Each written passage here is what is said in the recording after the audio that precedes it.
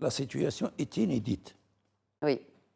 De l'histoire connue du Maroc, on n'a jamais vécu, on ne s'est jamais trouvé dans des situations aussi risquées. Dans la mesure où vous avez à la fois les barrages qui sont quasiment à sec pour la plupart d'entre eux, et parmi les plus importants. Oui. Nous sommes avec des nappes phréatiques surexploitées qui souffrent de situations désastreuses. Mais on ne sait pas comment.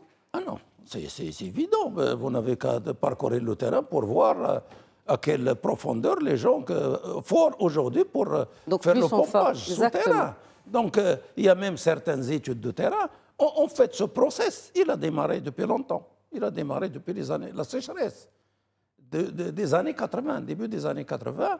Et les statistiques agricoles, notamment du recensement général agricole, du moins ceux qui ont été publiés, montrent clairement que depuis la sécheresse des années 80, on a assisté à un démarrage continu, sans répit, de la mobilisation des ressources souterraines, par le creusement de puits, par le creusement de...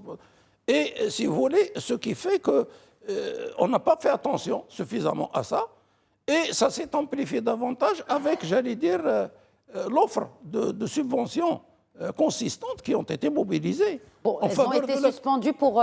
D'ailleurs, vous pensez que c'est une bonne solution de suspendre les subventions pour les cultures aquavores, pardon. Là aussi, bon...